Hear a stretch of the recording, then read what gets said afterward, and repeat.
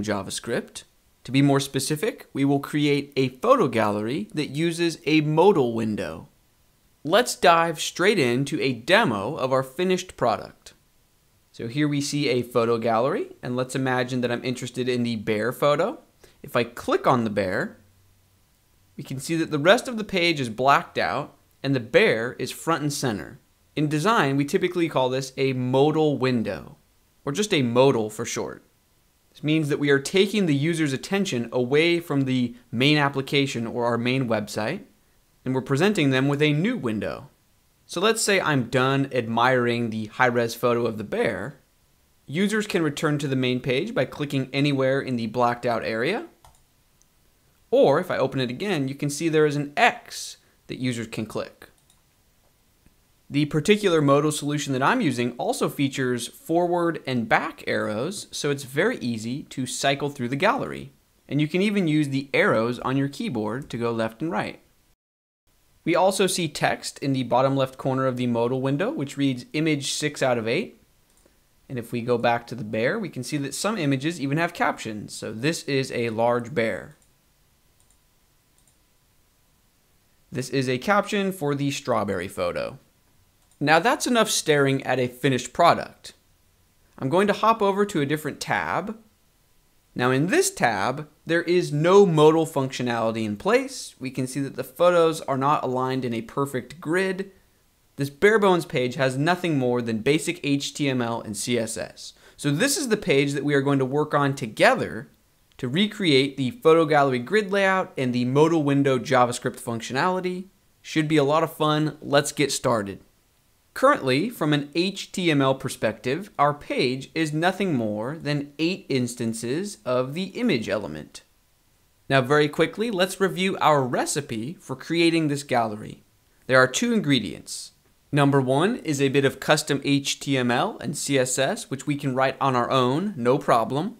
And number 2 is a pre-existing JavaScript solution named Lightbox, which is created by the talented Lokesh Dakar.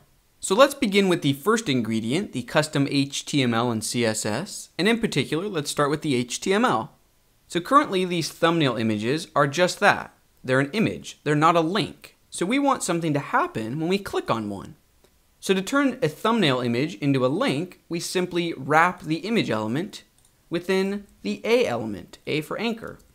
Within the opening A tag, we will use the href attribute to control what we're pointing to. So we want each thumbnail image to link to the high-resolution uncropped version of that image. So for example, in my website folder, here's the web page, here's the images folder. We see that there are 2 strawberry images, strawberry-thumb and just strawberry. Obviously the thumbnail is the one that's named -thumb. Let me open these 2 images for you. So here's the thumbnail and here is the high-resolution version that we want to link to. So back to the HTML, we've wrapped the A element around strawberry thumb. So now in the href attribute, we enter the name of the image we want to link to. So it lives in the images folder and its name is simply strawberry.jpg. So if I save and refresh, we can see that now when I hover over strawberry, it's a link, and if I click it, it takes us to the high-res version. Now clearly this is not a modal window. We have not even plugged in our JavaScript solution yet. Our web page is simply linking us to a new page, or in this case, to a new image. So you can see that the URL bar changed to point towards the high-res strawberry file. So we would have to now click our web browser's back button to get back to our web page. But that's okay, because that means that even without JavaScript, the user experience here makes sense. Users can click on the thumbnail to see the high-res version. We want JavaScript to be the polish, the extra shine on top of our website. We don't want our website to be completely broken if JavaScript is not enabled in someone's device. So currently we are in great shape. Now we just need to go through the rest of the images and set up links like we did for the strawberry image. Now I'm not going to waste your time and have you watch me do that for all 8 images, but we will repeat ourselves at least once more, just in the name of practice. So let's work on the dock image. In my images folder, here is the thumbnail, dock thumb, and here is the high-res file, dock. So here they are. You can see that this thumbnail is much smaller than the full copy. So in our HTML, we just want to wrap this dock thumbnail inside an A element. Here's the closing tag. In the opening tag, let's add the href attribute and point towards the high-res copy of the doc. So it lives in the images folder, and instead of doc thumb, its name is simply doc. So I'll save, refresh. Now we can click on doc. There's the high-res copy, and we can click on back. All right, now because I do not want you to die of boredom, I will pause the video and come back when the remaining 6 images are linked up. Welcome back. So now all of the images are wrapped in links pointing towards their high-resolution counterpart. I'm not going to worry about CSS for the moment, so currently the images are not aligned in a perfect grid. We can circle back to that in just a couple of moments. But for now, let's get down to the fun part, the JavaScript. Or in other words, the modal window behavior. We are going to use the JavaScript solution named Lightbox. So you can perform a web search for Lightbox. It's by Lokesh Dakar. I've downloaded the zip file for Lightbox. Here it is. Now I'm going to extract the zip. So the zip created a folder named Lightbox, and within that folder, I'm going to drill down to the JavaScript folder. And here's the file that I'm looking for, lightbox.min.js. So I want to copy this file into my website folder. So back in our website folder, let's move up and out of the images folder. Here's our web page, and let's move in to the JS folder. So currently the only file in here is jQuery, so I'm going to move this new lightbox.min.js file to live within our JS folder. And now we need to include this file in the head section of our web page. So over in our HTML, I already have jQuery included in the head section from a previous lesson. You most likely will as well. So we can simply duplicate that line, and in the new line, change the file that we're looking for to lightbox.min.js. Excellent, but we are not done moving files around yet. So in the folder that the Lightbox zip created, there is also a CSS folder. And we are interested in the lightbox.css file. So I want to move that into our website's CSS folder. So let's move Lightbox CSS. Perfect. Now let's reference this in the head section of our HTML. So I will duplicate the line that we already have that's calling in our style sheet, and then just change the name that the browser is looking for, lightbox.css. Now with the Lightbox JavaScript and CSS files in place, we are one incredibly easy step away from having modal behavior. So let's scroll down to our thumbnails. Let's start with the strawberry image. So on the A element, I'm going to add a new attribute named data Lightbox, and you can provide it a value of anything that you would like. So I will use gallery. You could use gallery 1, gallery 2. You could use any word that you would like. So again, I will use gallery. Now when I save and refresh, if I click on the strawberry image, you can see that it opens in a modal. Now very quickly, let's analyze what the JavaScript is doing. So the script actively searches the page for any links that have an attribute of data Lightbox. And when it finds those elements, it hijacks the click or tap event, and instead of sending us to a new page to visit this link or this image, it dynamically pulls in the image in a modal window. So this means we need to add the data Lightbox attribute to all of our thumbnail links. So I will copy and paste. Now I will point out that the value we assign to data Lightbox controls which images are grouped together. So for example, because our first 2 links both use the phrase gallery, when I click on the strawberry, we see this note that says image 1 of 2. So if I click the right arrow on my keyboard, image 2 of 2. However, if in our second link we provided a different value for data Lightbox, so if we said image 2 or any other phrase, the images will not be considered a group. So now the right arrow on my keyboard does not do anything, and we do not see the text telling us 1 of 2, so on and so forth. Now we want all of our images to be grouped together in a single series, so we want to make sure that all of our links use data Lightbox with a value of gallery. So behind the scenes, I will add that to all of our links. Welcome back. So with that attribute and value in place on all of our links, if I click on one of our images, you can see the text that reads image 1 of 8. And the arrows on my keyboard can be used to cycle through all 8 images. However, if we think back to the beginning of this lesson when I first showed the finished product, you will remember that there are supposed to be forward and back arrows and also an X to close the modal. Now all we need to do for those to be in place is head over to the folder that the Lightbox zip created, look inside the IMG folder, and copy over these 4 gray images into our images folder. Now it's important to point out that the Lightbox CSS file is looking for these images in an IMG folder, but in our demo, we've named our images folder images, not just IMG. So to fix this, all we need to do in our text editor is open the lightbox.css file, and on the 3rd line of code, we can already see an example of what we need to adjust. Instead of IMG, this should read images. So I'm going to perform a find and replace. On Mac, this is usually accomplished by holding the Command key and simultaneously pressing F. If you're on Windows, you can hold down the Control key and simultaneously press F. So I want to find all instances of ... image, and I want to replace it with ... images. I will then click Replace All, save, and now if we refresh, you can see the X is in place, and if I cycle through the images, we can see both the forward and back arrows are in place. Now there is one final Lightbox attribute that I want to run by you before we work on customizing the thumbnail grid with our own CSS. So very quickly, let's talk about how to add a caption for these images. So let's imagine that we want to add a caption for the strawberry photo.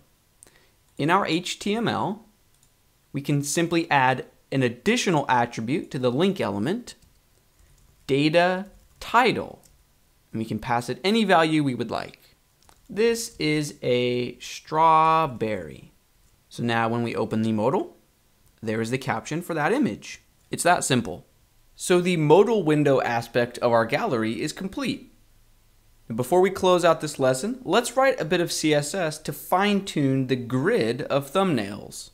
So for example, let's hop back over to the finished product that we saw in the beginning of this lesson. You can see they're spaced out just right, and when we hover over one, the rest of the thumbnails are dimmed and shrunk a bit, and the one that we're hovering over is rotated and there's a shadow. Now some could say that this looks cheesy or gimmicky. I might even be one of the people that says that.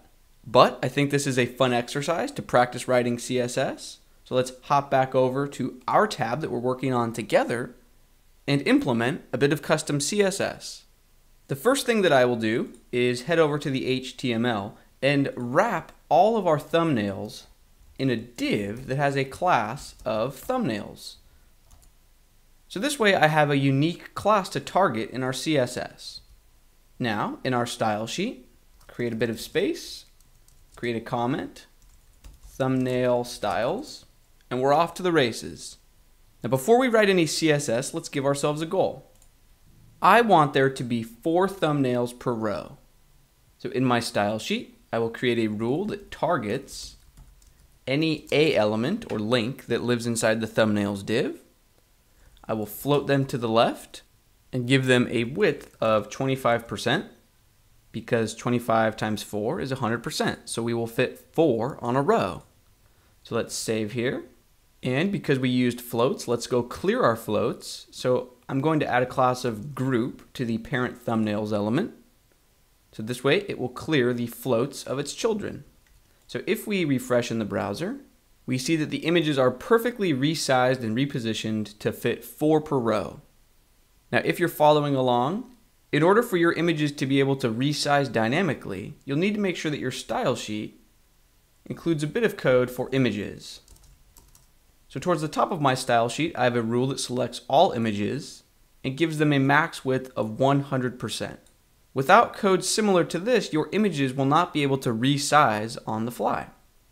So with that public service announcement out of the way, now let's focus on creating margin horizontally between the thumbnails. Now it may be a bit counterintuitive, but I actually prefer to use padding instead of margin. So padding right, let's say 15 pixels. Now on its own, this will break the layout because 25% plus 15 pixels will result in more than 100% of the available width. But we can simply say box sizing, border box, and now the 15 pixels will be subtracted from the 25% width so that once again, it will equal a perfect 100%. And because we do not want there to be 15 pixels of padding right on the last column, we can simply apply a negative margin to the thumbnail's container element. Margin right, negative 15 pixels. Perfect. Now let's also fine-tune the vertical margin between the rows of images. Let's begin by zeroing out this default spacing, which is present because images are inline elements by default.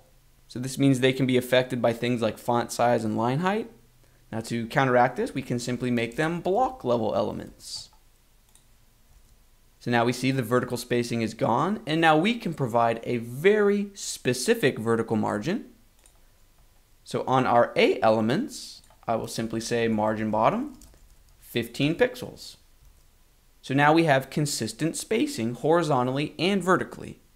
Now all that remains is to add a fun hover effect for individual images. Let's hop over to our CSS. I will create a new rule, thumbnails image hover. So when an image is hovered over, let's rotate it a tiny bit clockwise, and let's also give it a shadow. So transform, rotate 2 degrees. Let's give it a shadow, box shadow. I want the shadow to be visible on all 4 edges, so I won't move horizontally or vertically, but I will control the spread to be 7 pixels. And I will use a light black or a transparent black value. So let's save, see what that looks like. I like it.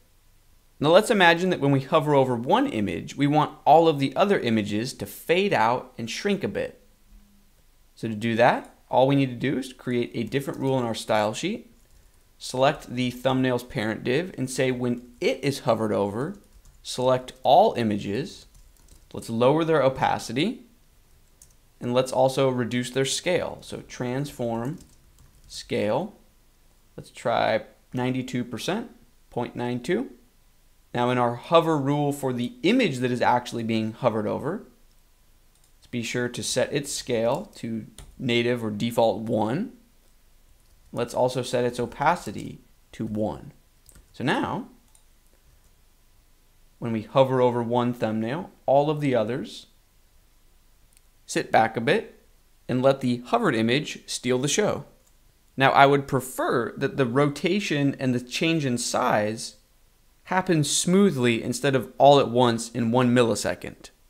So to make the transition smooth, all we need to do is target this baseline rule for the thumbnail images, add a new declaration, transition, all properties should take 200 milliseconds, and to make it extra smooth, let's use the ease in out timing function. Much better. And that will bring this lesson on creating a photo gallery with a modal window to a close. As always, you can find a zip file of the finished product in the related files for this lecture.